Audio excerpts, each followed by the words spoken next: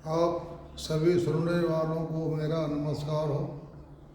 आज मैं आपको एक ही बार में 4 बातों के बारे में बताऊंगा।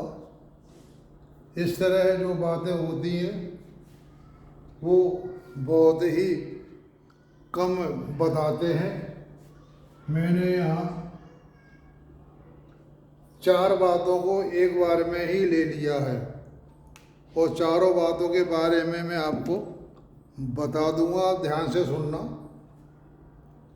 एक तो मैं बता रहा हूँ इसमें दिशाशूल। तो पहले आप दिशाशूल के बारे में जान लीजिए।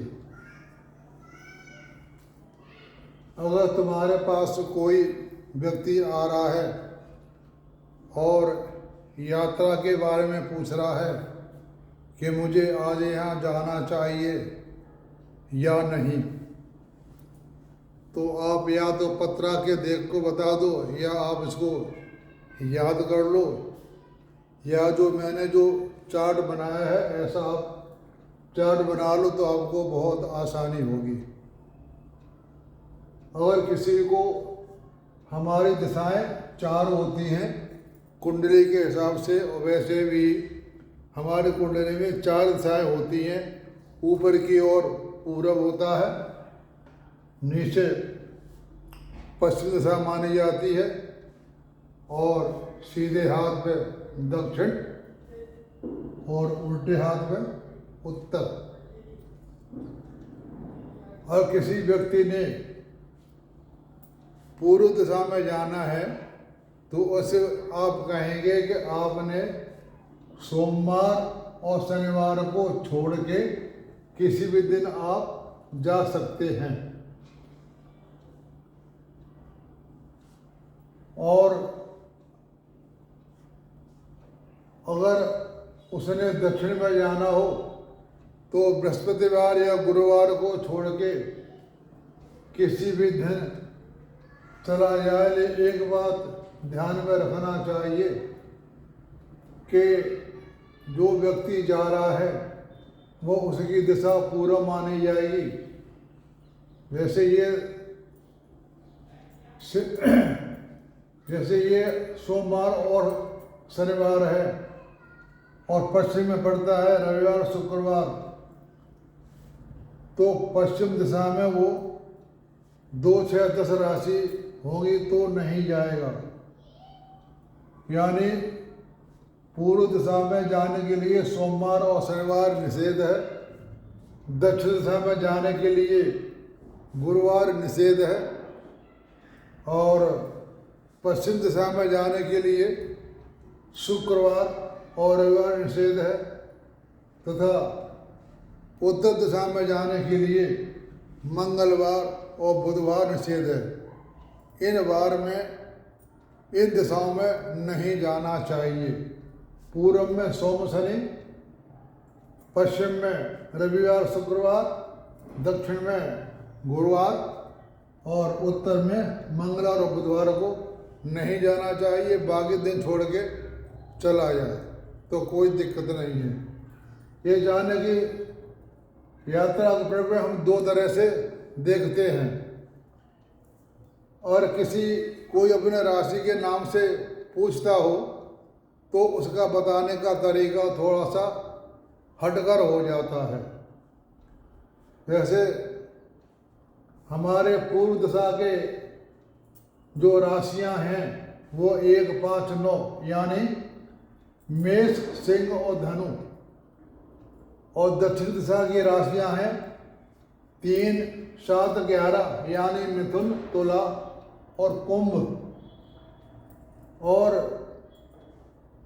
पश्चिम दिशा के जो राशियां हैं वो 2, 6, 10 यानी शुक्र, बुध और शनि, और उत्तर दिशा की राशियां हैं 4, 8, 12 कर्क, वृश्चिक और मीन राशि। जो आदमी इस राशि के स्वामी हैं, ऐसे मान लो हमने सिंह राशि, धनु राशि या मेष राशि वाला का व्यक्ति आया हुआ है तो उसे पूछने के लिए तो ये समझो कि उसका मुख पूरब में है, दिशा कोई भी हो। जैसे 3, 7, 11 राशि वाला आदमी है तो उसका मुख माना जाएगा पूर्व दिशा में, तो ये पूरब हो जाएगा। ऐसे ही पश्चिम दिशा वालों के लिए 2, 6, 10 राशि वालों का दिशा ये पूर्व मानी जाएगी। ऐसे ही 4, 8, 12 राशियों वालों के लिए दिशा उत्तर मानी जाएगी। उसकी राशि के अनुसार दिशाएं चेंज हो जाती हैं। इन राशि वालों के लिए सामने जा सकता है। सामने वाली राशि में ऐसे मान लो दक्षिण दिशा में है, यहाँ के राशियां हैं मिथुन, तुला और कुंभ, तो वो इस का दिशा में जा सकता है।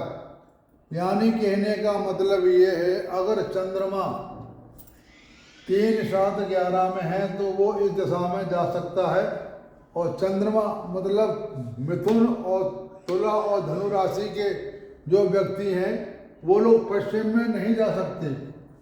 यानी जब चंद्रमा 4, 8, 12 कर्क, वृश्चिक, मीन राशि में होगा तो उसके लिए जाना वर्जित होता है। पश्चिम में वो नहीं जा सकता, उत्तर में और दक्षिण में जा सकता, मतलब पीठ पीछे आदमी के लिए जाना अशुभ होता है। जैसे हम सामने खड़े हुए हैं और सामने पूर्व दिशा है तो हम पश्चिम दिशा में नहीं जा सकते। पश्चिम दिशा के जो राशियां हैं उसमें अगर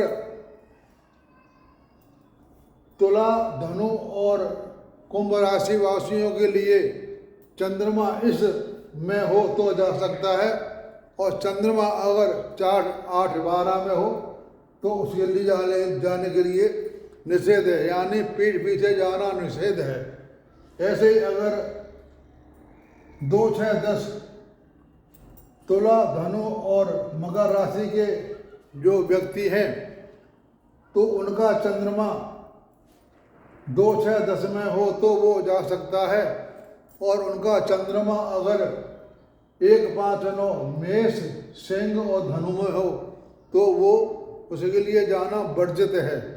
यानी जो जिस राशि का स्वामी है और जो राशि जिस दिशा के स्वामी हैं उनके पीछे जो भी दिशा आती है वहाँ पर जो राशियाँ हैं उन राशियों में चंद्रमा है तो उसके लिए जाना वर्जित है।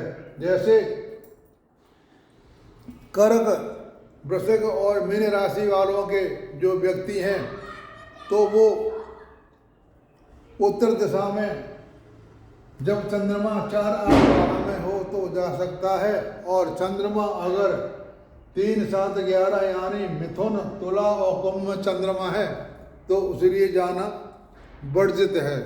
तो एक तो मैंने आपको राशियों से बता दिया कि राशि के हिसाब से आदमी को पश्चिम दिशा में जाना वर्जित है। सामने जा सकता है, दाएं जा सकता है, बाएं जा सकता है, पीठ के पीछे दिशा में नहीं जा सकता।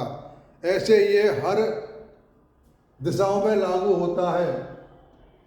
जो दिशा की राशि है वो दिशा को हम पूर्व मान के नक्शा बना लेंगे, और पीछे राशि जो आएंगी उनमें हम बता देंगे यहाँ तुम्हें नहीं जाना है। तो मैंने जाने का दिशा सूल आपको 2 तरह बता दिया। आम व्यक्ति के लिए सोमवार, शनिवार पूर्व में निषेध है, और दक्षिण में गुरुवार निषेध है, पश्चिम में रविवार और शुक्रवार निषेध है, और उत्तर में मंगल और बुधवार निषेध है। बाकी दिशा में जा सकता है। और मैंने आपको राशियों के हिसाब से भी बता दिया कि कौन आज की दिशा में जा सकता है। तो जाने के तरीके मैंने आपको 2 तरह के बता दिए हैं। अब बताता हूँ आपको कि हमारी जो राशियाँ हैं वो तो मैंने आपको बता दिया है। 1, 5, 9 पूर्व के स्वामी हैं, और 2, 6, 10 पश्चिम के स्वामी हैं, और दक्षिण के 3, 7, 11 हैं, और उत्तर के 4, 8, 12 राशियां स्वामी हैं। यानी राशियों की ये दिशाएं मानी जाती हैं, ये दिशाएं फिक्स होती हैं।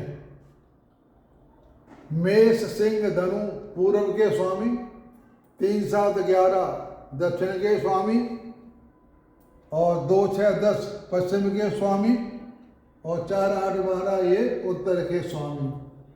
तो ये इनकी दिशाएं बताई गई हैं। अब मैं आपका दिशा शुरू बता दिया, राशि बता दी, अब बताता हूँ वर्ण आपके।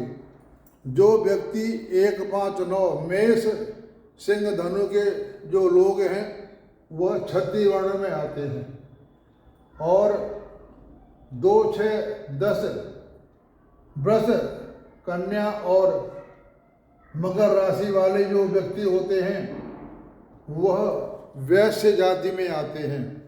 हमारा वैश्य में जो है ग्रहों के हिसाब से वो बुध वैश्य में आता है, और तुला कुंभ और मिथुन राशि वाले जो व्यक्ति होते हैं वो वायु राशि में आते हैं, और जो व्यक्ति कर्क वृश्चिक और मीन राशि के होते हैं वह व्यक्ति ब्राह्मण जाति में आते हैं। तो ये हो गया आपका राशि के हिसाब से मैंने आपकी जाति बता दी। अब बताता हूँ तत्व के बारे में कि कौन सा राशि वाला किस तत्व में आता है। क्षत्रिय वाला जो होता है 1 5 9 ये अग्नि तत्व में आते हैं, 3 7 11 ये शूद्र वायु तत्व में आते हैं, और 2 6 10 ये हमारे पृथ्वी तत्व में आते हैं, और 4 8 12 ये जल तत्व में आते हैं। इस तरह से मैंने आपको दिशाशूल और राशियों की दिशाएं और राशियों के वर्ण और राशियों के तत्व चारों के बारे में बता दिया कैसे क्या होता है। ये आपको ये सारी बातें पंचांग के अंदर भी दी हुई हैं, लेकिन वो जगह जगह अलग अलग दी हुई हैं। मैंने सारा कुछ आपको एक बार में लिख करके बता दिया। आपको बार बार पंचांग के पन्ने नहीं पढ़ने पड़ेंगे। ये मैंने यहाँ बीच में एक सूर्य कह लो सूर्य बना दिया है, क्योंकि सूर्य ग्रह के हमारे सारे ग्रह चक्कर लगाते रहते हैं। सूर्य अपनी जगह पे स्थिर रहता है और बाकी सब ग्रह सूर्य के चारों तरफ घूमते हैं। सर्व जो 27 नक्षत्र होते हैं वो अपनी जगह पे स्थिर रहते हैं, वे कभी घूमते नहीं, वे जहाँ पर हैं वहीं पर रहते हैं। जैसे हमारे रोड पर मील के किलोमीटर के पत्थर लगे होते हैं, ऐसे ही माप करने के लिए हमारे जो नक्षत्र हैं वो इस काम आते हैं। नक्षत्रों से दूरी नापी जाती है, हमारी जो भी दूरी नापी जाती है वो सूर्य ग्रह से ही नापी जाती है। आप ये न समझना कि पृथ्वी ग्रह से दूरी नापी जाती है। सूर्य ग्रह से कौन कितना दूर है उसी अनुसार लिए जाते हैं हमारे। वैसे खास तत्व तो हमारे 7 ग्रह होते हैं। सबसे नज़दीक सूर्य के बुध ग्रह होता है, और उसके बाद शुक्र ग्रह होता है, फिर उसके बाद मंगल, फिर बृहस्पति, फिर शनि। तो ये मंगल शनि गुरु ये बाह्य ग्रह माने जाते हैं, और शुक्र और बुध ये आंतरिक ग्रह माने जाते हैं। ये सूर्य के नज़दीक रहते हैं। सूर्य सबसे नज़दीक ग्रह हमारा बुध रहता है, जो सूर्य के आसपास ही रहता है। 30 से लेकर के 35 डिग्री तक रहता है, और हमारा जो शुक्र है वो 30 डिग्री से लेकर के 70 डिग्री के आसपास तक दूरी रहता है, फिर वो पास में आ जाता है। जैसे हम कहते हैं ना बुध आदित्य योग, तो बुध आदित्य योग तभी बनता है जब ग्रह सूर्य के पास आता है। ग्रहों की आपस की दूरी 5 डिग्री से लगभग हो 1 से 5 तक वह ग्रह पास में माना जाता है। और कोई ग्रह एक राशि में बैठा है और अंशों में अंतर है तो वह उसके पास नहीं माना जाएगा, वह ग्रह दूर ही माना जाएगा। ये मैं बातें सारी आपको कुंडली में समझाऊंगा। यहाँ तो मैंने आपको वैसे बता दिया एक कि मेन बात क्या होती। आपको ये बात सारी समझ में आ गई हो, मैंने आपको बड़ी अच्छी तरह से समझाया है। अगर आपको समझ नहीं आता है तो आप वीडियो को बार बार बैक करके देख सकते हैं। आप सबको धन्यवाद और नमस्कार।